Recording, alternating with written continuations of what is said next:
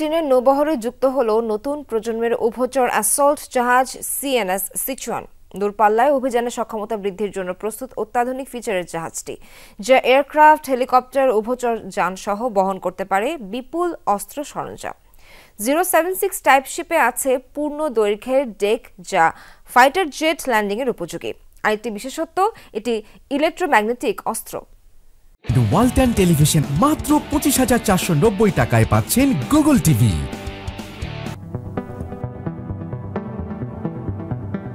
নিজ ভূখণ্ড থেকে বহু দূরের সমুদ্রসীমায় আধিপত্য বিস্তারে চীনের নৌবহরের নতুন সংযোজন শুক্রবার জমকালো আয়োজনে উদ্বোধন করা হয় দেশটির প্রথম 076 টাইপ উভচর অ্যাসল্ট শিপ।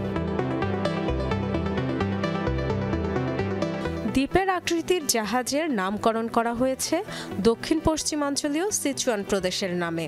40,000 মেট্রিক টনের বেশি ওজনের জাহাজ বহন করতে পারে ফিক্সড উইং এয়ারক্রাফট, হেলিকপ্টার, উভচর যানসহ বিপুল অস্ত্র সরঞ্জাম। অ্যারেস্টর প্রযুক্তি আর পূর্ণ দৈর্ঘ্য ডেকের কারণে সরাসরি ল্যান্ড করতে পারে ফাইটার জেট। এছাড়াও ইলেকট্রোম্যাগনেটিক অস্ত্র দিয়ে সজ্জিত সিএনএস সিচুয়ান। টাইপ 076 এবং 075 এর সমন্বয়ে তৈরি এই অ্যাসল্ট শিপ এবার আমাদের কৌশলগত অবস্থান আরো বহুমাত্রিক হবে। আগে বিভিন্ন যন্ত্রপাতি রিচার্জের জন্য তীরে নিতে হলেও এখন জাহাজেই করা যাবে। হামলার জন্য ডেক থেকেই drone, helicopter, carrier based aircraft take off করতে পারবে। এই নৌযান শত্রুপক্ষের ওপর দ্রুত চাপ বৃদ্ধিতে সহায়তা করবে আমাদের।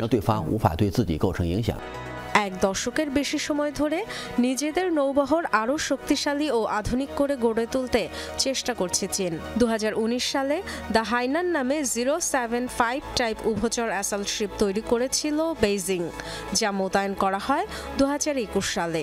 চালু আছে এই সিরিজের আরও দুটি অ্যাসল্ট শিপ, গুয়াংজি ও আনহুই। এবার পারমাণবিক রণতরী তৈরির দিকে মনোযোগী হচ্ছে বিশ্বের সর্ববৃহৎ নৌবাহিনী। Dorothy Dustin, Jamuna news.